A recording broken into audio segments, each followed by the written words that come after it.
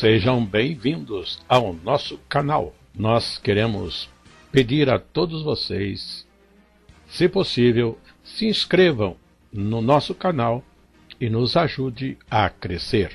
Também não esqueça de deixar ao final o seu like, se gostou ou não gostou do nosso estudo.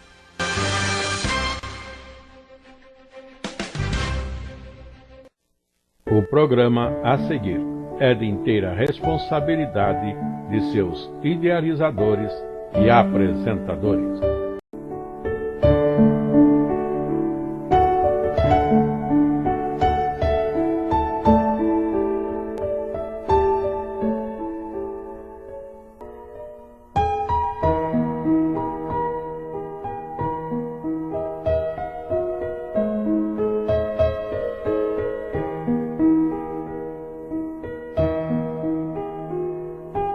Mais uma vez, saudamos todos aqueles que estão nos ouvindo, seguindo as nossas lições para a Escola Bíblica Dominical.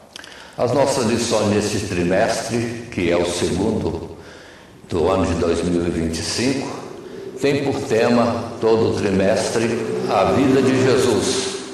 E isso estudado nos 4 evangelhos. E a lição que estamos no momento é a lição número 8. Os milagres de Cristo Jesus. E essas nossas lições são para as classes de jovens e adultos da Escola Bíblica Dominical. Dando sequência, lembramos que a proposta nossa para o texto áureo, Mateus capítulo 8, versos 16 e 17, e quando podemos estar lendo, e chegada a tarde, trouxeram para Jesus muitos endemoniados, e ele com a sua palavra expulsou deles os espíritos e curou todos os que estavam enfermos, para que se cumprisse o que fora dito pelo profeta Isaías, que diz: ele tomou sobre si as nossas enfermidades e levou as nossas doenças. Mateus capítulo 8, versos 16 e o 17. A nossa leitura bíblica está em Marcos capítulo 6, versos 54 e 56. Passagem essa que refere-se a um momento em que Jesus está no seu ministério e opera alguns milagres. Mas esta leitura bíblica o fazemos agora, verso 54, e saindo eles do barco, logo o reconheceram. E percorrendo toda a terra em redor, começaram a trazer em leitos, onde quer que sabiam que ele estava, os que se achavam enfermos, e onde quer que entrava, ou em cidade, ou em aldeias, ou no campo, apresentavam os enfermos nas praças e rogavam-lhe que os deixasse tocar, ao menos, na orla da sua veste. E todos os que lhe tocavam, saravam. Este é o texto que temos como nossa leitura bíblica em classe para esta lição 8. E repetindo, os milagres de Cristo Jesus.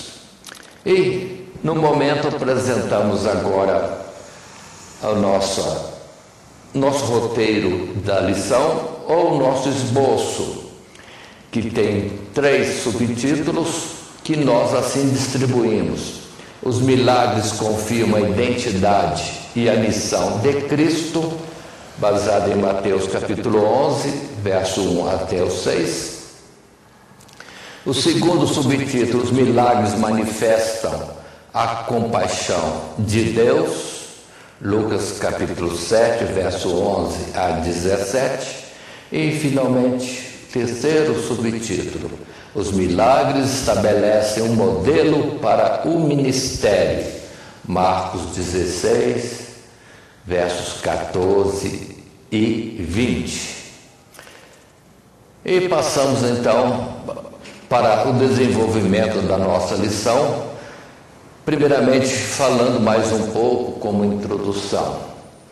Temos um texto em tela e que nos diz: tendo considerado alguns aspectos importantes do ministério de pregação e ensino de Jesus, na lição de hoje estudaremos os seus milagres. O fato de os 4 evangelhos registrarem muitos milagres operados pelo Salvador ressalta a importância dessas demonstrações de poder, tendo em vista, dentre outros, os seguintes propósitos: servir de testemunho da identidade e missão de Jesus como Cristo, manifestar a compaixão de Deus pelos aflitos, pelo pecado e suas terríveis consequências, e estabelecer um modelo de ministério a ser seguido pelos seus discípulos. Embora algumas denominações evangélicas deem ênfase excessiva a um desses propósitos em detrimento dos demais, pretendemos apresentar uma visão equilibrada à luz de toda a evidência bíblica e não apenas parte dela. Então, observemos que nossa lição número 8, tratando dos milagres de Cristo, tem esses subtítulos que nós apresentamos, ou seja, os propósitos de Jesus utilizar dos milagres com o objetivo que temos citado, mostrando que ele é o Cristo, no que ele falou já em algum momento do seu ministério, que os milagres testificam da sua obra, os milagres testificam, sim, dele ser o Cristo anunciado pelas Escrituras. E mais os outros propósitos: mostrar a compaixão de Deus para o homem ou o ser humano, de um modo geral, toda a humanidade, e também para mostrarmos que o Evangelho publicado tem que ser nesses modelos de sair anunciando a verdade de Deus, sim, a palavra de Deus, e também anunciando que Jesus é vivo e continua fazendo milagre, dentro daquilo que ele disse, que estaria conosco até a consumação dos séculos, e estaria conosco todos os dias. E como vivo e estando conosco, continuava operando, dando aos seus seguidores poder sobre os males que, sim, trazem tanta carga, tanta opressão sobre o ser humano. E, vamos dizer assim, de passagem de um para outro, cada um de nós fazendo os discípulos, começando lá nos apóstolos, a palavra chega até hoje e ainda com os mesmos propósitos de agora anunciar Jesus como o Senhor e Salvador, o Messias prometido por Deus, o Redentor da humanidade, e mais ainda mostrando a compaixão de Deus e fazendo novos discípulos para a sequência das gerações seguintes. Muito bem, isso posto, vamos para o primeiro subtítulo nosso, que justamente fala dos milagres, confirmam a identidade e a missão de Cristo, ou os milagres, sim, confirmam que Jesus é o Messias anunciado. E um primeiro texto temos para nós analisarmos, que é Mateus capítulo 11, verso 1 e 6, e que volta a um passado na história e vida de Jesus, quando temos, primeiramente, se os discípulos de Jesus, em particular, vamos citar João Batista, que vinha e anunciava o Messias já chegado, e o reino de Deus já entre nós. Ele precursor, mas chega um momento que Jesus assume também o ministério de estar pregando, primeiramente junto com João Batista, não junto próximo, mas ao mesmo tempo, quer dizer simultaneamente, nos mesmos dias, em regiões diferentes. Mas chega o momento que João vai perguntar a Jesus: é o Senhor mesmo que deveria vir? E Jesus anuncia a João a comprovação que ele é o Messias anunciado, nessa expressão que lemos em Mateus 11, verso 1 a 6. E leio neste momento: e aconteceu que, acabando Jesus de dar instruções aos seus 12 discípulos, partiu dali a ensinar e a pregar na cidade deles. E João, ouvindo no cárcere falar dos feitos de Cristo, enviou 2 dos seus discípulos a dizer-lhe: és tu aquele que havia de vir, ou esperamos outro? E Jesus respondendo disse-lhe: ide e anunciai a João as coisas que ouvis e vedes. Os cegos veem, os coxos andam, os leprosos são limpos e os surdos ouvem. Os mortos são ressuscitados e aos pobres é anunciado o Evangelho. E bem-aventurado aquele que se não escandalizar em mim. Então observe bem que os milagres de Cristo, sim, confirmavam que ele é ali representado ou exercido em Jesus de Nazaré. Jesus operando todos esses sinais e milagres. E João se deu por satisfeito, mas fica para nós também a confirmação, conforme vamos ver até o final desta lição. Entramos agora no novo texto em tela, que é referente ao primeiro parágrafo do primeiro subtítulo: os milagres confirmam a identidade e a missão de Cristo. E o texto nos diz assim: segundo as profecias do Antigo Testamento, o Messias prometido por Deus seria ungido com o poder do Espírito Santo para operar muitos milagres e maravilhas. O ministério de Jesus foi poderoso, não somente por seus ensinamentos, mas também pelos sinais, prodígios e maravilhas que operou. A admiração e o respeito por Jesus entre o povo aumentava na medida em que seus milagres se multiplicavam. Até mesmo os príncipes dos judeus, como Nicodemos e Jairo, foram convencidos da autenticidade do ministério de Cristo Jesus em razão dos seus poderosos milagres. Com isso, a popularidade do seu ministério era alavancada de forma tremenda e grandes multidões vinham até ele trazendo os seus enfermos para serem curados, de modo que, com frequência, precisava Jesus se retirar para lugares desertos a fim de ter privacidade com o Pai, ou escapar do louvor dos homens. E aí, nesse primeiro subtítulo, nesse primeiro parágrafo, falando de milagres de Jesus, é uma quantidade enorme.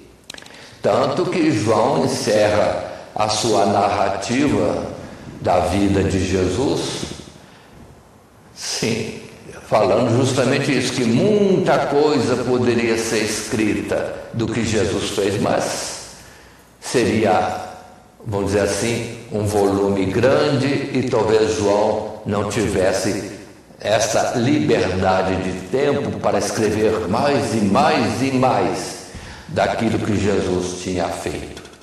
Mas ficamos com alguns textos, como Isaías, voltando no passado, o anúncio dos profetas. No caso nosso, só Isaías faço menção, quando no verso 5 e 6 se diz: então os olhos dos cegos serão abertos e os ouvidos dos surdos se abrirão, então os coxos saltarão como cervos e a língua dos mudos cantará, porque águas arrebentarão no deserto e ribeiros no ermo.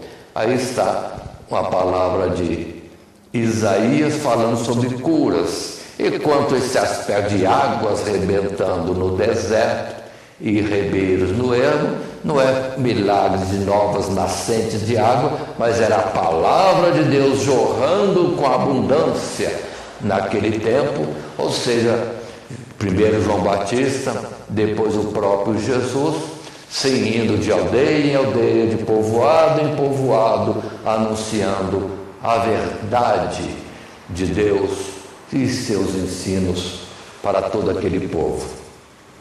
Já em Isaías capítulo 53, versos 4 até 6, outra vez Isaías chegou a anunciar: verdadeiramente Ele tomou sobre si as nossas enfermidades, as nossas dores levou sobre si, e nós o reputamos por aflito, ferido de Deus e oprimido. Mas Ele foi ferido pelas nossas transgressões e pelas nossas iniquidades. O castigo que nos traz a paz estava sobre Ele, e pelas suas pisaduras fomos sarados. Todos nós andamos desgarrados como ovelhas, cada um se desviava pelo seu caminho, mas o Senhor Deus fez cair sobre Ele, Jesus, a iniquidade de nós todos. E aqui nesse texto, falando de levar sobre si as nossas enfermidades, as nossas doenças e também os nossos pecados, pelo que pagou ou trouxe a expiação na sua morte em nosso favor. Continuando, lembre-se que temos ainda citações em Marcos, capítulo 2, verso 9, em Mateus, em João e outros lugares mais, como Lucas. E dessas passagens todas, observemos, eu vou tomar então, vamos dizer assim, vamos fazer a leitura de todo esse texto, porque eles foram escolhidos dentro de dezenas ou centenas de milagres de Jesus que poderiam ser citados aqui. Mas vamos ler esses poucos. Marcos capítulo 2, verso 9, seria o primeiro texto, até o verso 12, que nos diz: qual é mais fácil? É importante essa citação.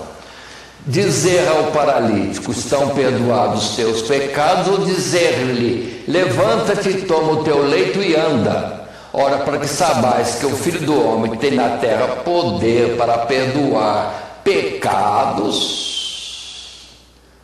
Verso 11: a ti te digo, levanta-te, toma o teu leito e vai para a tua casa.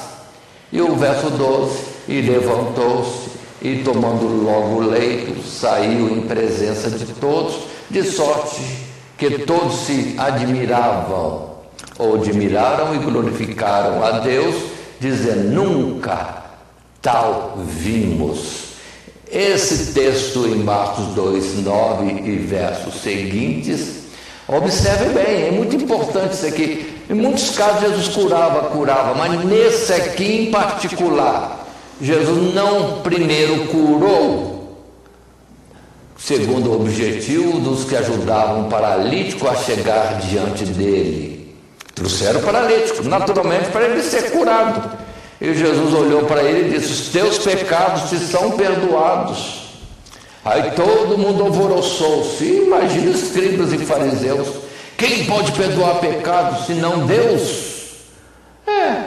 Aí Jesus, sabendo que estavam, vamos dizer assim, falando entre si disto, aí Jesus perguntou para ele: qual que é mais fácil?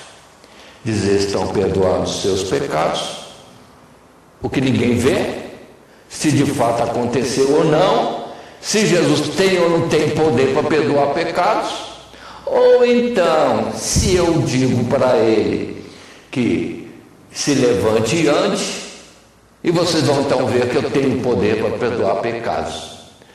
Então Jesus estava fazendo uma prova. Sim, ele perdoava pecados, tinha esse poder porque foi enviado pelo Pai. E mesmo o poder ele tinha para curar. O curar é visível, mas o que está na alma, o perdão dos pecados, quem é que vê?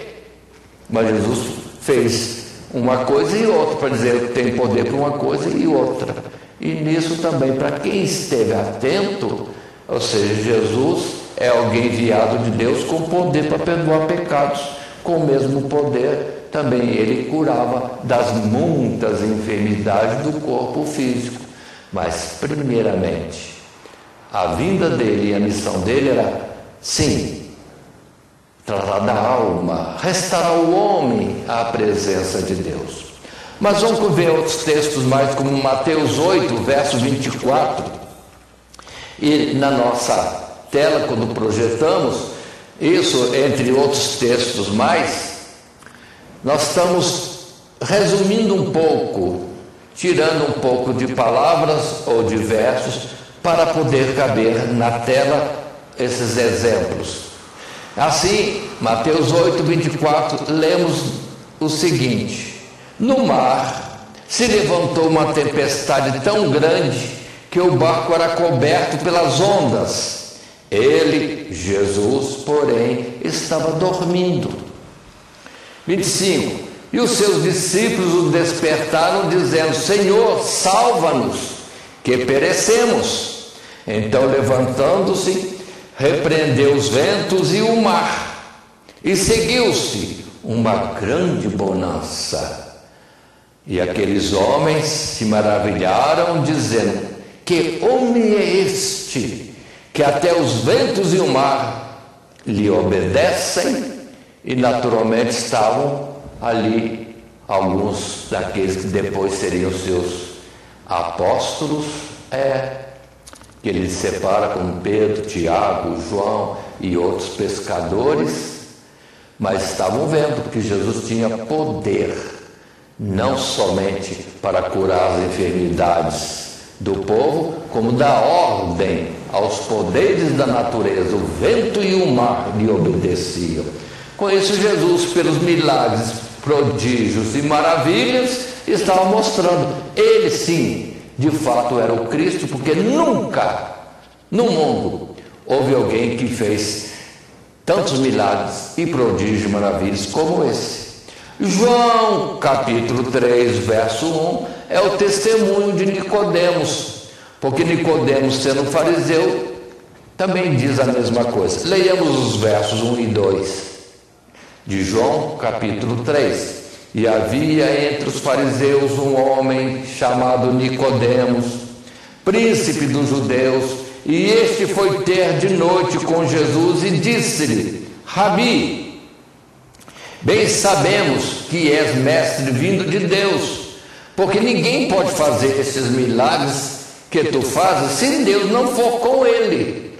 Ou seja, aí temos o testemunho de Nicodemos, como temos testemunho de Jairo e talvez outros mais, como os próprios do conselho entre os judeus diziam: olha, ele faz sinais que são, vamos dizer assim, inegáveis, ou seja, conhecidos, vistos ou mesmo reconhecidos por muito como algo extraordinário, que o qualificaria assim como o enviado de Deus, o Messias.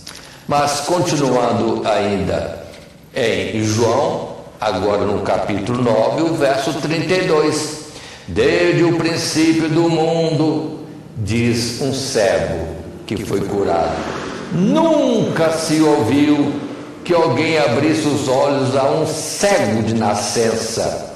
E o verso 33, se este não fosse de Deus, nada poderia fazer. E este cego de nascença está quase que rebatendo as palavras dos escribas e fariseus, que diziam que Jesus não era enviado de Deus, era um pecador, era alguém como falsário. Mas ele fala: mas nunca se ouviu que um cego de nascença pudesse ser curado. E se fui curado, tendo eu antes sido cego de nascença, é porque esse homem é de Deus. Deus não dá esse poder a outro qualquer que não seja enviado por ele, diríamos assim. Como em João ainda, no Evangelho de João, no capítulo 11, 43, a ressurreição de Lázaro. Lendo o verso 43, e tendo dito isso, clamou com grande voz, Lázaro, vem para fora. Verso 44 também nos diz, disse-lhes Jesus, desligai-o e deixai-o ir. Muitos, pois, dentre os judeus que tinham visto o que Jesus fizera, creram nele. Então, milagres e milagres, sim, tão notórios e tão surpreendentes, e que nunca ninguém fez, pronto, testificavam que aquele homem, Jesus, chamado o Nazareno, era o enviado de Deus. Muito bem, assim podemos ainda ler Lucas capítulo 5, verso 12 em uma outra tela, Lucas 5, 12, depois João 6, verso 14, João 6, verso 24, olha quantos textos temos, e poderíamos colocar muitos outros, mas bastam estes. E o professor, na sua preparação da aula, se for utilizar esse material, pode escolher outros, do seu cuidado, do seu entendimento, da sua vontade, porque há muitos textos para nós vermos, mas cremos que escolhemos alguns bem evidentes. Então, Lucas 5, verso 12. Aconteceu que quando estava em uma daquelas cidades, eis que um homem cheio de lepra, vendo a Jesus, prostrou-se sobre o rosto e rogou-lhe, dizendo, Senhor, se quiseres, bem podes limpar-me. E ele, estendendo a mão, tocou-lhe, dizendo, quero ser limpo. E logo a lepra desapareceu dele. E ordenou-lhe que a ninguém o dissesse, mas disse-lhe, vai, mostra-te ao sacerdote e oferece pela tua purificação que Moisés determinou, para que lhe sirva de testemunho. Porém a sua fama se propagava ainda mais, e ajuntava-se muita gente para o ouvir e para ser por ele curada das suas enfermidades. E o 16 diz, porém ele retirava-se para os desertos e ali orava. Ou seja, no meio a tanta fama e tanto trabalho, ele não abandonava a oração. É o perigo de muitos hoje, perdoe dizer assim, pregando sem cessar, quase sem parar, de cidade em cidade, de evento em evento, e que não se esqueçam eles de tirar também o seu tempo de oração, porque é importante se blindar da graça de Deus. Já em João 6,14, temos uma outra narrativa, quando diz, vendo, pois, aqueles homens o milagre que Jesus tinha feito, diziam, este é verdadeiramente o profeta que devia vir ao mundo. Sabendo, pois, Jesus que haviam de vir arrebatá-lo para o fazerem rei, tornou-se a retirar, ele só, para o monte. Ou seja, também Jesus se escapava desta forma, vamos dizer assim, de fama que ainda era imprópria para aquela época, porque queriam fazê-lo rei, mas não dentro do plano de Deus, mas politicamente ou no agrado daqueles que estavam admirados pelo que Jesus fazia. Já em João 6, 24, um pouco à frente, vendo, pois, a multidão, diz João na sua narrativa, que Jesus não estava ali, nem os seus discípulos, entraram eles também nos barcos e foram a Cafarnaum em busca de Jesus. E achando no outro lado do mar, disseram, Rabi, quando chegaste aqui? Jesus respondeu e disse, na verdade vos digo que me buscais, não pelos sinais que vistes, mas porque comeste do pão e vos saciastes. Trabalhai não pela comida que perece, mas pela comida que permanece, para a vida eterna, a qual o Filho do Homem vos dará, porque a este o Pai Deus o selou. Aí observe também que muita desta, vamos dizer assim, aclamação a Jesus era fora do propósito de Deus, fora do Espírito de Deus, não era no Espírito Santo, ou seja, era fazer algo que não estava na vontade de Deus, que não era para Jesus ser famoso no mundo primeiramente, era primeiro Jesus mostrar que era o Cristo e que cumpriria a redenção na sua morte no Calvário, e muitos não queriam que Jesus se afastasse dele. Sim, porque com ele tinha pão, com ele tinha saúde, tinha milagres, até morte era repreendida, a seguir um desses, pronto, e muitos poderiam se desviar, vamos dizer assim, do objetivo de Deus no ministério de Jesus. Assim também aqui na terra, muitos sendo pregadores do Evangelho, sendo instrumentos de Deus, vigiem para ele não estar na fama dos homens e não na posição que Deus quer para cada um. Mas continuando ainda no primeiro subtítulo, os milagres confirmam a identidade e a missão de Jesus como Cristo. O texto nos diz: mas mesmo diante dos milagres maravilhosos operados por Jesus, muitos não creram, por diversos motivos, ainda que falsos.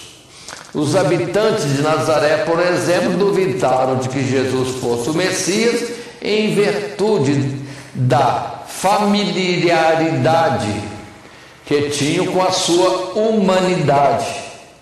E apesar de terem ouvido que ele havia operado milagres em outras cidades da Galiléia, recusaram-se a honrá-lo, sequer como profeta, imaginas como o Cristo, o Messias. Então, o viver dia a dia com Jesus em Nazaré, os seus concidadãos não creram nele. Mas voltemos ao texto que diz: da parte dos escribas e fariseus, quando não rejeitavam a procedência dos milagres de Jesus, ou que Jesus operava, não receando blasfemar contra o Espírito Santo, recusavam-se a reconhecer que Jesus havia sido enviado por Deus, alegando falsamente que ele quebrantava a lei. E vamos lembrar de outros textos em que falavam que Jesus até mesmo operava pelo demônio. Misericórdia! Onde que esses homens estavam com a cabeça? Mas, assim, por um motivo e o outro, muitos não creram. E alguns mesmo que chegaram a crer, mas preferiram andar na honra e a glória deste mundo, aceitos pela sociedade e pelas sinagogas, e para ter liberdade de ir até o templo com seus rituais, não confessavam que Jesus era o Cristo. Ou seja, cada um usa da notícia e a verdade que recebe uma forma de agir. Mas é importante uma mudança em nós vir a ser operada quando Deus nos dá algum toque, ou ele se revela. Mas continuando, também agora temos outros textos que podemos apresentar, e dessa vez somente dois vou estar apresentando. Um em Marcos capítulo 6, o verso 2 até o verso 5, e o outro em Mateus 12. Nós vejamos Marcos 6, verso 2. E chegando o sábado, começou a ensinar na sinagoga, e muitos ouvindo se admiravam, dizendo: de onde lhe vêm essas coisas? E que sabedoria é esta que lhe foi dada? E como se fazem tais maravilhas por suas mãos? Não é este o carpinteiro, filho de Maria, e irmão de Tiago, e de José, e de Judas, e de Simão? E não estão aqui conosco suas irmãs? E Jesus lhes dizia: não há profeta sem honra, senão na sua terra, entre os seus parentes e na sua casa. E não podia fazer ali obras maravilhosas, somente curou alguns poucos enfermos, impondo-lhes as mãos. Muito bem, aqui Marcos fala a mesma coisa que os conterrâneos de Jesus diziam. Olha, nós conhecemos esse Jesus, nasceu aqui ou viveu aqui, passamos juntos a nossa infância, a nossa adolescência, a nossa juventude. E de onde ele vem esses poderes e tanta autoridade e conhecimento? E daí, pronto, ficavam duvidando, porque era um conterrâneo seu. Agora observe também que muitos negam, mas a palavra é clara, que Jesus tinha irmãos e irmãs, o que é citado aqui por, digamos assim, Marcos, e depois em Atos dos Apóstolos nós vemos, e no testemunho de Tiago e Judas, que se declararam irmãos de Jesus. Ou seja, Maria teve muitos filhos, homens e mulheres, segundo a natureza normal do mundo. E muitos querem dizer diferente, como que se isso a maculasse. Não macula gerar filhos, porque poder de Deus dado às mulheres para que venha a gerar e trazer novos entes a este mundo. E Maria foi como as outras mulheres.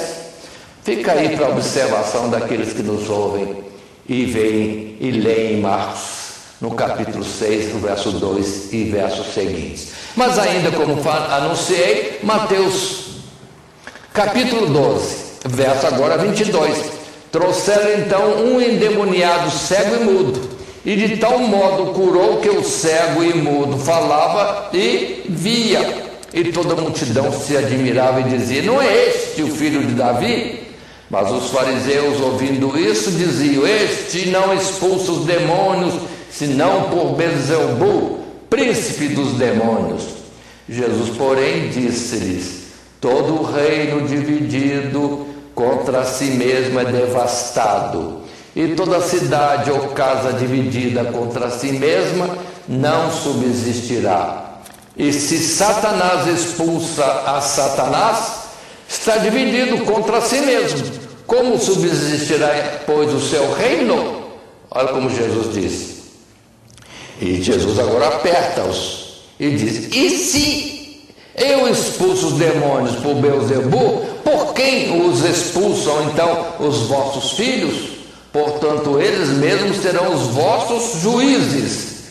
Mas se eu expulso os demônios pelo Espírito de Deus, é conseguintemente chegado a vós o reino de Deus. Aí, mais uma vez, os que nos ouvem entendam: o reino de Deus já está na terra. Por que muitos dizem que ainda vem o reino de Deus numa segunda vinda de Jesus? Por favor, o reino de Deus está no mundo e não vem com aparência exterior, está no meio de nós. E muitos não estão percebendo isso e estão negando que o reino de Deus está entre nós. Mas fica aí esta observação para a gente entender o que esperarmos quando Jesus vier. Porque quando Jesus vier na consumação dos tempos e deste mundo, ele virá nas nuvens do céu com o poder do Pai. E, como ele disse em João capítulo 14, virei outra vez e vos levarei. E muitos esperam Jesus vir para constituir um reino na terra. Por favor, Jesus vem na glória do Pai. Que lugar na terra vai poder receber Jesus que vem no poder de Deus, o Todo-Poderoso, o Criador de todas as coisas, sendo Ele um fogo consumidor? Fica aí a observação, pelo que muitos estão mudando, dizendo que o reino de Deus ainda vem. E como Jesus vai reinar em meio a este mundo tão profano, sem respeito, é muito perigoso. Mas continuemos na nossa lição, entrando agora no segundo subtítulo. Os milagres manifestam a compaixão de Deus. Primeiro vimos que os milagres são testificar a respeito de Jesus ser de fato enviado de Deus, o Cristo, o Messias, o Redentor, o expiador dos nossos pecados, o nosso Salvador, o bom pastor anunciado no passado. Mas agora estamos continuando com a nossa lição nesse subtítulo 2, manifestando, ou esses milagres manifestando a compaixão de Deus para com o ser humano. Inicialmente vamos ler em Lucas capítulo 7, verso 11 até 17, o texto que Lucas escreve assim: E aconteceu pouco depois Jesus, ir à cidade chamada Naim, e com ele iam muitos dos seus discípulos e uma grande multidão. E quando chegou perto da porta da cidade, eis que levava um defunto, filho único de sua mãe, que era viúva. E com ela ia uma grande multidão da cidade. E vendo-a, o Senhor Jesus moveu-se de íntima compaixão por ela e disse-lhe: Não chores. E chegando-se, tocou o esquife, e os que levavam pararam. Ou seja, Jesus tocou o caixão, e os que levavam pararam. E disse: Jovem, eu te digo, levanta-te. E o defunto assentou-se e começou a falar. E entregou-o a sua mãe. E de todos se apoderou o temor. E glorificavam a Deus, dizendo: Um grande profeta se levantou entre nós. E Deus visitou o seu povo. E correu dele esta fama por toda a Judéia e por toda a terra circunvizinha. Observem nesse pequeno texto. O povo declarava, alegre, sim, muito alegre, glorificando a Deus, dizendo: Deus visitou o seu povo. E Jesus era o enviado de Deus. Portanto, esses milagres testificavam que Deus estava tendo compaixão dos homens, enviando Jesus para curar, para ressuscitar mortos, para perdoar pecados e dar vida eterna. Porque Deus amou o mundo de tal maneira que enviou seu Filho Jesus para que todo aquele que nele crê não pereça, mas tenha a vida eterna. Então os milagres de Jesus testificam da compaixão de Deus para com o ser humano. E isto posto, vamos entender que entramos em um novo texto que está em tela. Nesse segundo parágrafo, milagre manifesta a compaixão de Deus. No primeiro parágrafo, no episódio que aqui destacamos, fica bastante clara a motivação do Senhor Jesus em operar milagres. Ao contemplar a dor daquela viúva pela perda do seu único filho, sua reação imediata foi a de compaixão, demonstrando assim sua sensibilidade e comoção pelas aflições que assolam a vida humana neste mundo, e o seu desejo de trocar a tristeza e desolação do homem por alegria e vida abundante. Não sem razão, todos os evangelistas registram de que maneira maravilhosa aqueles beneficiados pelos milagres de Cristo Jesus expressavam sua gratidão a Deus e felicidade. Deus visitou o seu povo. E observe que depois Jesus vai dizer: os milagres que eu faço, ou as palavras que eu digo, não são minhas, são aquelas que o Pai ordenou. Então, milagres e palavras, milagres e ensinamentos, é Deus que operava através de Jesus. Jesus só obedecia. E Jesus tirava de si a honra e a glória para dizer: foi o Pai que fez, foi o Pai que falou. E assim, outros textos mais temos a respeito das misericórdias de Deus para com o seu povo. Isso em muitas palavras, como até mesmo o pai de João Batista testificou, Zacarias, o sacerdote, de que Deus vinha visitar o seu povo por compaixão. Mas de tantos textos existentes nas Escrituras, apresento agora em tela Mateus capítulo 9, Lucas capítulo 13, João capítulo 12, como alguns exemplos. E assim, leio primeiramente Mateus capítulo 9, verso 35 e 36. E o texto diz: E percorria Jesus todas as cidades e aldeias, ensinando nas sinagogas deles, e pregando o evangelho do reino, e curando todas as enfermidades e moléstias entre o povo. E vendo a multidão, teve grande compaixão deles, porque andavam desgarrados e errantes, como ovelhas que não têm pastor. Já em Lucas 13, verso 15, podemos ler também: Respondeu-lhe, porém, o Senhor e disse, Senhor Jesus disse: Hipócrita, no sábado não desprende da manjedoura cada um de vós o seu boi ou jumento, e não o leva a beber água?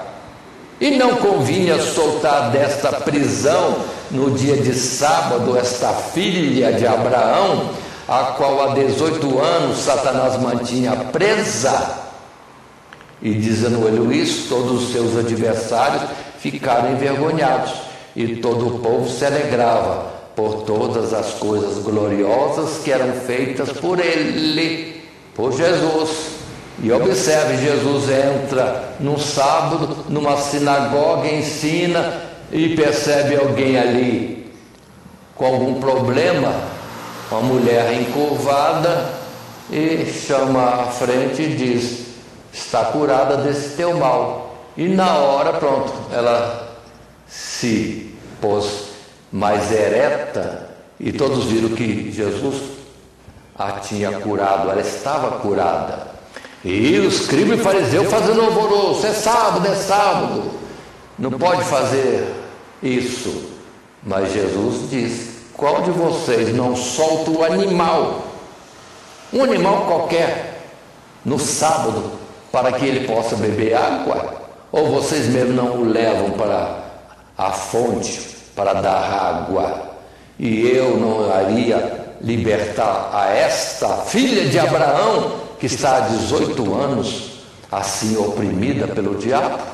Então, pronto, Jesus veio e cuidava do ser humano, e os homens esqueceram e cuidavam ele dos animais, mas achavam errado cuidar do ser humano, o seu próximo. É uma coisa sem sensatez. Então foi para a vergonha deles, e o povo se alegrou de que isso era feito diferentemente daquilo que os fariseus ensinavam, em opressão do povo de uma forma incorreta, como já vimos em lição anterior. Mas ainda o texto de João 12, verso 17: a multidão, pois, que estava com ele, com Jesus, quando Lázaro foi chamado da sepultura, testificava que ele o ressuscitara dos mortos, pelo que a multidão lhe saiu ao encontro, porque tinha ouvido que ele fizera este sinal. E vão lembrar, voltando, a ressurreição de Lázaro. Antes de chamar Lázaro para fora, Jesus agradece ao Pai: Pai, te agradeço. Ou seja, Jesus fazia o milagre, ou fez o milagre da ressurreição de Lázaro, após 4 dias de vir a ser cometido pela morte, estando em processo já de decomposição, e ele agradece ao Pai e vai determinar a cura de Lázaro. Ou seja, Jesus só fazia as coisas com autorização do Pai ou mandado por ele, para mostrar que Deus está tendo misericórdia do seu povo. E num segundo parágrafo desse segundo subtítulo, os milagres manifestam a compaixão de Deus, temos um novo texto em tela. E Assim lemos, a geração que presenciou o ministério de Jesus era terrivelmente assolada por muitas moléstias e deficiências físicas, e ao mesmo tempo era totalmente desprovida de sofisticados recursos médicos e farmacêuticos. Portanto, o sofrimento provocado pelas enfermidades era praticamente inconsolável até a manifestação da compaixão do Pai por meio de seu Filho Jesus Cristo. Paralíticos, coxos, cegos, cujas vidas eram prisioneiras da limitação física e da mendicância, encontraram em Cristo Jesus cura e libertação. Leprosos e oprimidos pelo diabo, estigmatizados, rejeitados pela sociedade, tanto, digamos assim, do povo, como a sociedade ou o grupo religioso, encontraram em Cristo Jesus cura e restauração da sua dignidade. Agora, cegos, mudos, surdos, cujas vidas eram privadas de perceber completamente a criação divina à sua volta e de se relacionarem livremente com os seus semelhantes, encontraram em Cristo Jesus a liberdade que tanto ansiavam. E os mortos? E os mortos que foram ressuscitados por Cristo receberam mais uma chance de viver para a glória de Deus e para a alegria dos seus parentes, porque, na verdade, como morto, estava fora de comunicação, mas os seus parentes, aí esposo, esposa, ou irmãos, irmãs, pais, filhos, ficaram alegres, porque o seu ente querido foi devolvido. Os que estavam vivos viram o milagre e se alegraram muito mais, talvez, penso eu, do que o próprio morto, que deve ter ficado impactado. O que vocês estão fazendo festa? Que alvoroço é esse? O que aconteceu? Porque para ele estava como que fora do ar, dormindo, desacordado, e agora está tendo ciência normal, mas no meio do alvoroço, que ele não viu o que provocou aquilo. E aí vai ouvir o testemunho dos seus próprios amigos, parentes, seus entes queridos, dizendo: você estava morto e foi ressuscitado por Jesus de Nazaré, aquele que cremos ser o Cristo, o enviado de Deus. Assim, em Marcos capítulo 5, verso 15, entre vários textos, apresentamos esse como exemplo para o professor utilizar, se assim achar melhor. E foram ter com Jesus, e viram o endemoniado, o que tivera a legião, assentado, vestido e em perfeito juízo, e temeram. E os que aquilo tinham visto contaram-lhes o que acontecera ao endemoniado e acerca dos porcos. E começaram a rogar-lhe que saísse do seu território. E entrando ele no barco, rogava-lhe o que fora endemoniado, que o deixasse estar com ele. Jesus, porém, não lhe permitiu, mas disse-lhe: vai para a tua casa, para os teus, e anuncia-lhes quão grandes coisas o Senhor Deus te fez, e como teve misericórdia de ti. E ele foi e começou a anunciar em Decápolis quão grandes coisas Jesus lhe fizera, e todos se maravilhavam. Que coisa linda isso! Ou seja, aquele que era endemoniado, que não tinha noção de si, e que andava pelos sepulcros, e que se batia nas pedras procurando se matar, isso por atuação dos demônios que o oprimiam, ou que o oprimiam no sentido de determinar-se determinando-lhe que se matasse, mas não conseguiram matar aquele endemoniado, porque por Deus estava sendo guardado para esse prodígio de Jesus chegar e libertá-lo. E quiseram os demônios ir para os porcos, e Jesus deixou. E foi só entrar nos porcos, aqueles demônios, pronto. Todos eles se lançaram no mar. Ou seja, a vida com o demônio, ou obedecendo ao demônio, é perigosa, leva à morte. Porque ele veio para matar, roubar e destruir. Mas Jesus veio para trazer-nos uma mudança de vida e a promessa de uma vida em justiça e paz nos lugares celestiais. Que diferença enorme e que grande misericórdia há de Deus enviar seu Filho unigênito para isso, ainda que aí a prova máxima de Deus enviou seu Filho para morrer por nós, quando ainda não o conhecíamos. Então, Deus não poupou nem seu próprio Filho, seu unigênito, dando em expiação dos nossos pecados. Não é isso uma grandiosidade e uma prova da misericórdia e amor de Deus para com o homem que Ele criou? Então, todos nós que andamos desviados de Deus em nossas ofensas, em nossas desobediências, em nossas tantas falhas, agora temos em Cristo Jesus a restauração a Deus pelo perdão dos nossos pecados e que diz que estaria conosco todos os dias para nos ajudar. E já em Hebreus ele é apontado, Jesus é apontado como levantado por Deus, como sacerdote, sumo sacerdote, assentado à sua direita, com o dever do sumo sacerdote e do sacerdote de interceder pelos que ele representa. Aí diante de Deus temos um grande sacerdote, Jesus, o Cristo, Jesus que operou grandes feitos nesse mundo e que agora está diante do Pai intercedendo por nós. Vamos crer que Ele vai nos ajudar no que nós precisamos nesse tempo presente também. E continuando, podemos ir com um terceiro, subtítulo, cujo assunto é: os milagres estabelecem um modelo para o ministério. Ou seja, os milagres, a vida de Jesus, nesses milagres e maravilhas e prodígios que ele fez, além dos ensinamentos que já vimos anteriormente, tudo isso para nós é modelo de ministério.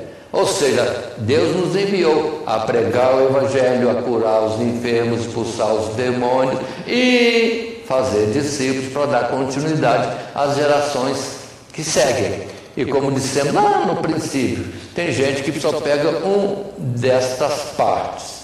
Então temos a igreja que se dedica à expulsão de demônios, tem outro que se dedica à cura, tem outro que é só a pregação, outro só assistência social. Mas para nós, na verdade, cada um de nós somos enviados para, na medida do dom que Deus nos deu, fazemos a plenitude do testemunho de Cristo Jesus como seu discípulo ser enviado. Ide e anunciai o meu evangelho a toda criatura. E agora, nesse terceiro subtítulo, apresentamos Marcos capítulo 16, verso 14. Final do registro de Marcos, ele escreveu uma ordem de Jesus, que é a respeito do nosso ministério. E o verso 14, passo a ler, e versos seguintes: finalmente apareceu Jesus aos 11, estando eles assentados juntamente, e lançou-lhes em rosto a sua incredulidade e dureza de coração, por não haverem crido nos que o tinham visto já ressuscitado. E disse-lhes Jesus: ide por todo o mundo, pregai o evangelho a toda criatura. Quem crê e for batizado será salvo, mas quem não crê será condenado. E estes sinais seguirão aos que creem: em meu nome expulsarão demônios, falarão novas línguas, pegarão nas serpentes, e se beberem alguma coisa mortífera, não lhes fará dano algum, e imporão as mãos sobre os enfermos e os curarão. Ora, o Senhor Jesus, depois de lhes ter falado, foi recebido no céu e assentou-se à direita de Deus.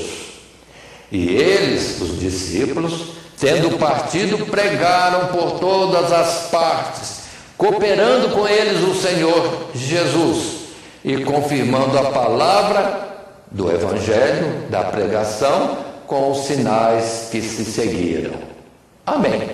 Aí está. Assim os discípulos de Jesus, depois de Jesus subir aos céus, e isso diante de um grande número de discípulos, e quando os anjos vieram, disseram assim: esse Jesus que viste subir, ele mesmo descerá um dia em uma vinda dele, ou volta.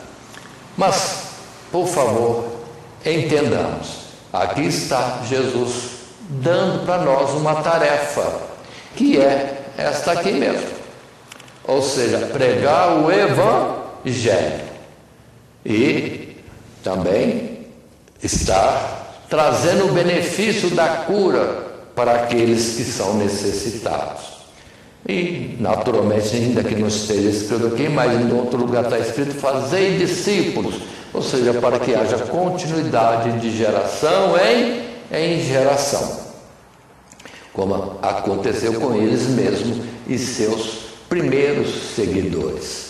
Continuando, entramos então nesse terceiro subtítulo, num único texto como parágrafo. Então está em tela um único texto desse terceiro subtítulo. Os milagres estabelecem um modelo para o ministério, o nosso ministério.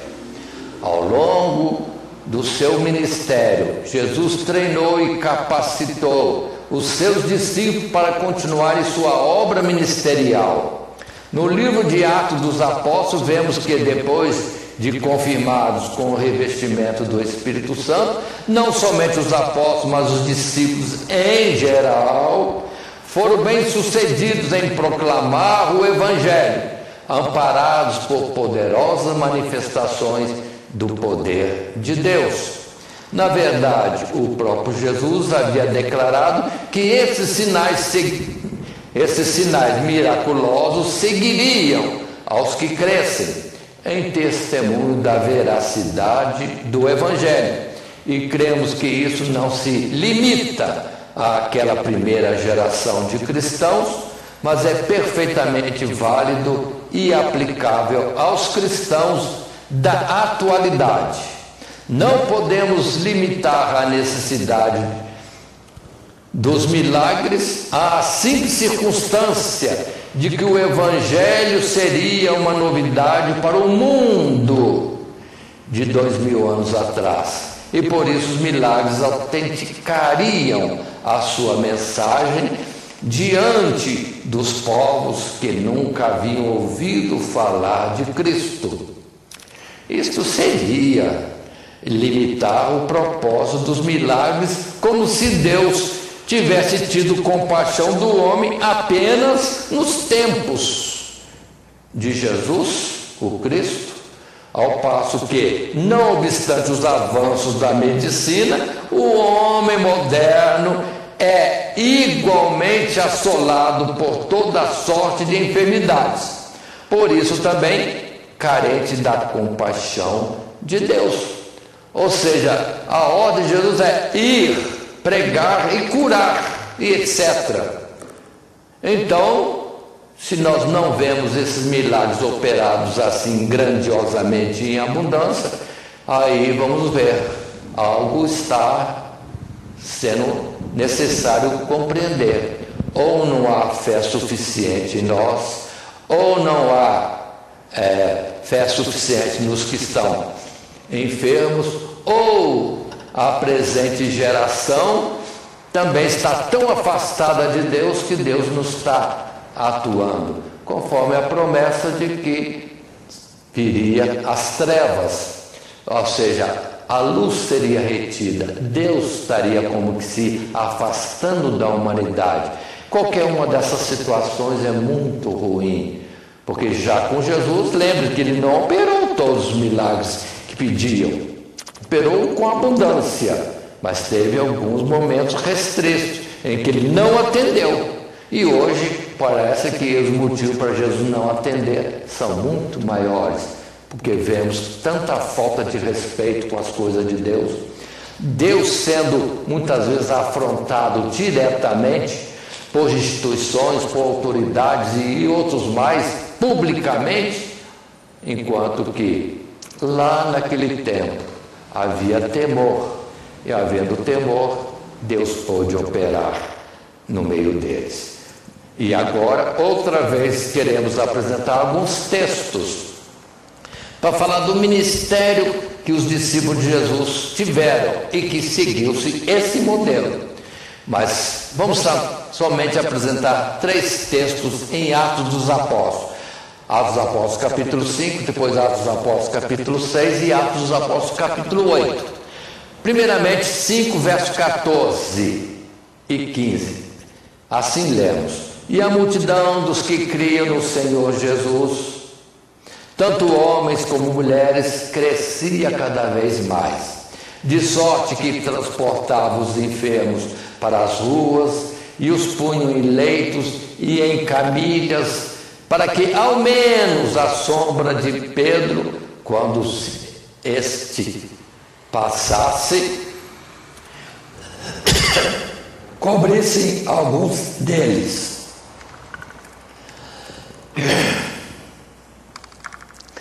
E até das cidades circunvizinhas concorria muita gente a Jerusalém, conduzindo enfermos e atormentados de espíritos imundos, os quais todos, olha que lindo, todos eram curados.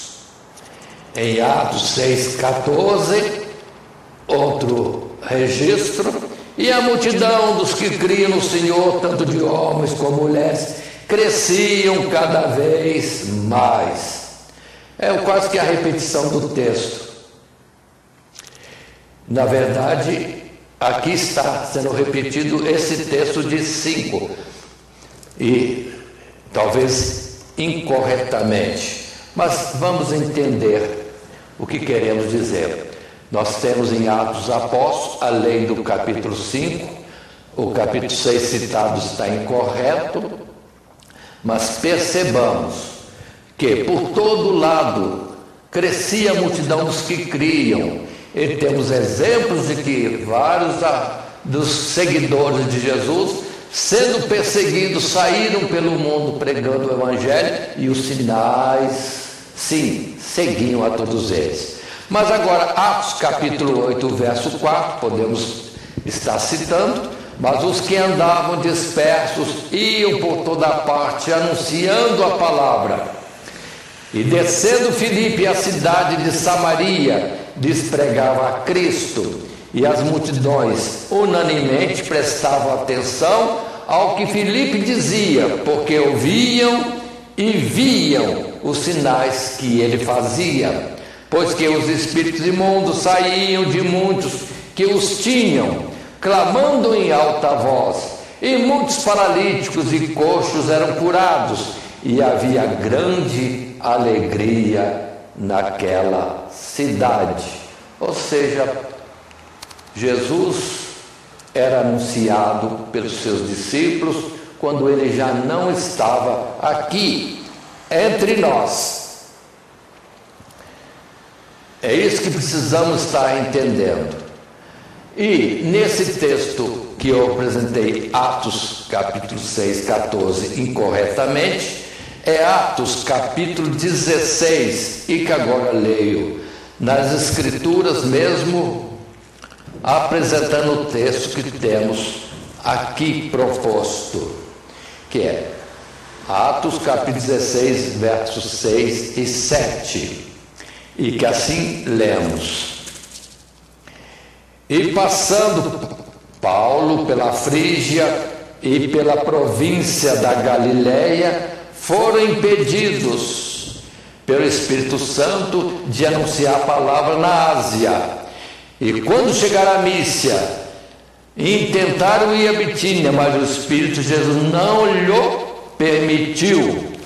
Essa passagem mostrando que Jesus dirigia os discípulos, no caso Paulo, a que região deveria ir pregar. Então não era só a vontade deles, mas Jesus também trazia orientação. E o fato que depois veio numa visão ou num sonho para Paulo a orientação: passa a Macedônia. E assim Paulo foi para a Macedônia e começou a andar por todas aquelas cidades, e Deus operou grandemente, assim como por Pedro, também por Paulo, ao ponto de que objetos de Paulo levados aos enfermos, pronto, já era suficiente para que eles ficassem curados.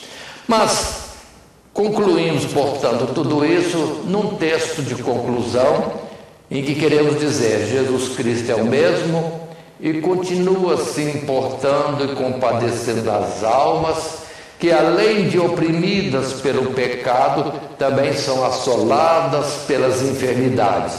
Se cremos que Deus nos confiou o ministério da reconciliação e que por isso somos embaixadores de Cristo, creiamos também que aquele que nos enviou não nos desamparará, mas, se assim quiser e como Ele quiser, continuará operando sinais e maravilhas em confirmação à palavra da salvação. Portanto, sejamos como com esses apóstolos, Pedro e Paulo, conforme temos a citação em Pedro, uma palavra interessante que eu gosto, quando ele fala do paralítico curado, sim, o que mendigava junto à porta do templo. Ele disse: Jesus ressuscitado deu a este, sim, a virtude de, sim, se pôr em pé e andar, curado da sua paralisia. Ou seja, ele cita Jesus como aquele que foi clamado, ao cujo nome foi invocado para a cura do paralítico. E Jesus, presente, ressuscitado, mas não visível, sim, fez vir ao paralítico a cura completa.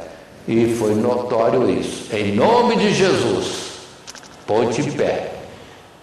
E assim Pedro falando, citando o nome de Jesus, aquele paralítico foi curado. E hoje, vamos pedir a Deus para a mesma autoridade, a mesma fé esteja em nós, que Deus tenha clemência deste povo, muitas vezes enganado ou desconhecendo o Evangelho e se colocando oposto às coisas de Deus sem noção.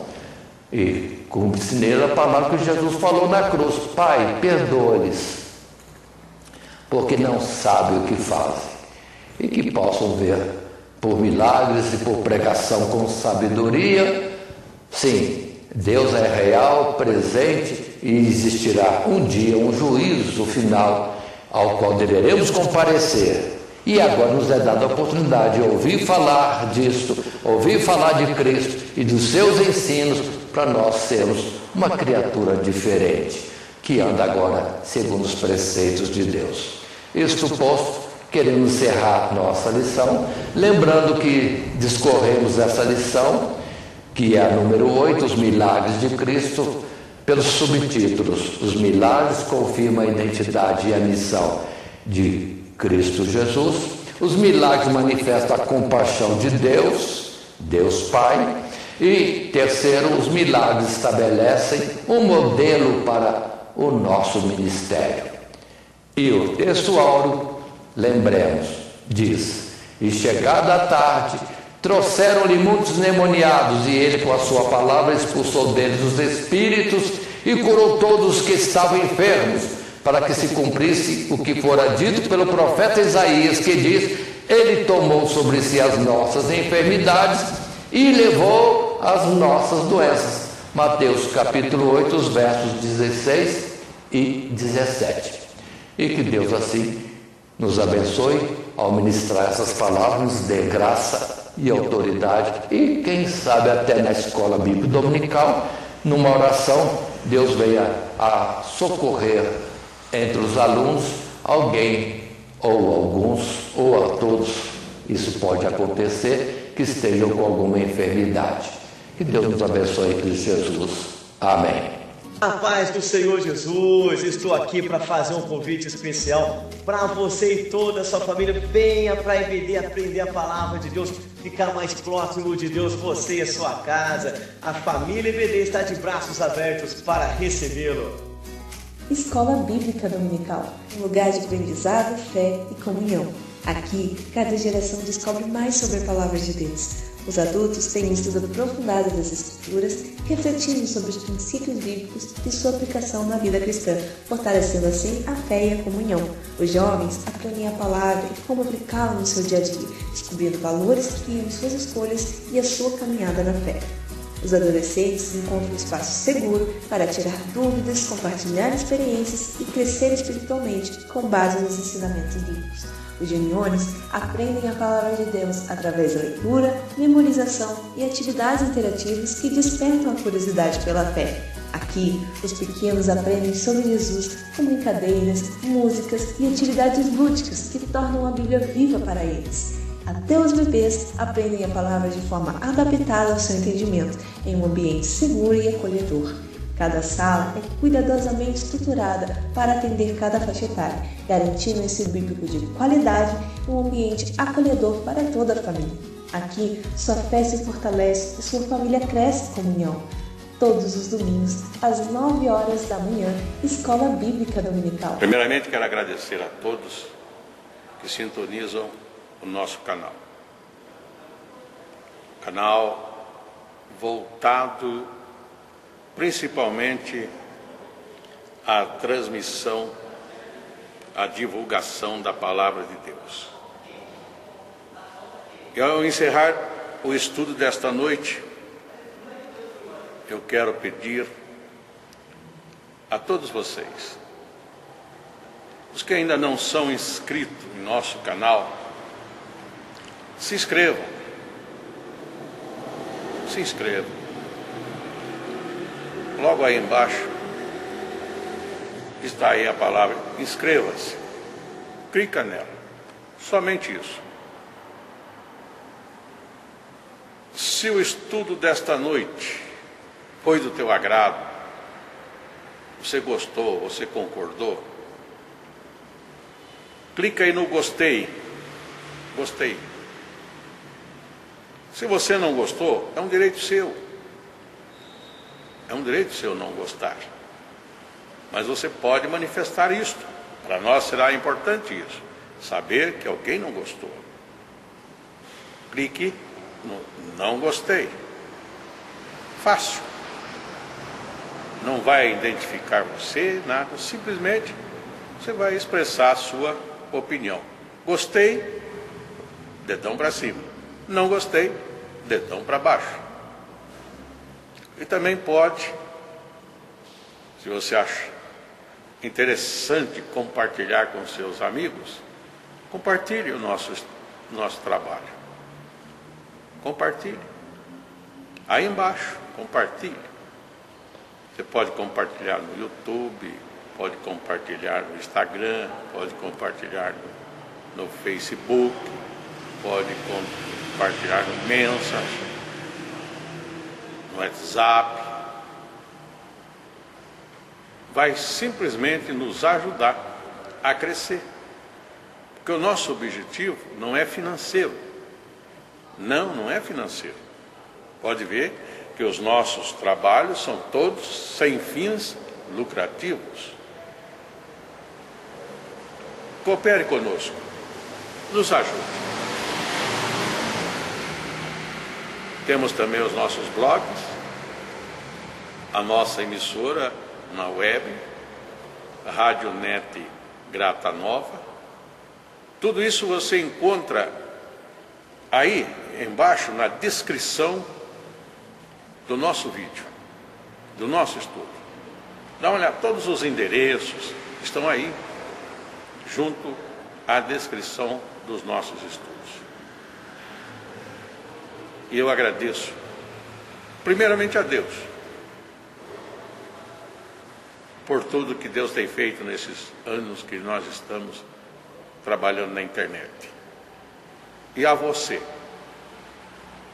que toda semana entra no nosso canal. Deus te abençoe.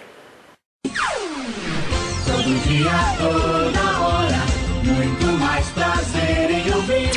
Radionet Grata Nova. Web Rádio, a qualidade que faz a diferença, cada vez mais necessária. Rede Grata Nova de Evangelização.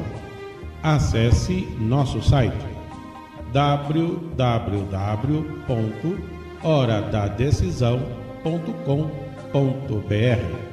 Hora da Decisão, tudo junto, sem acento.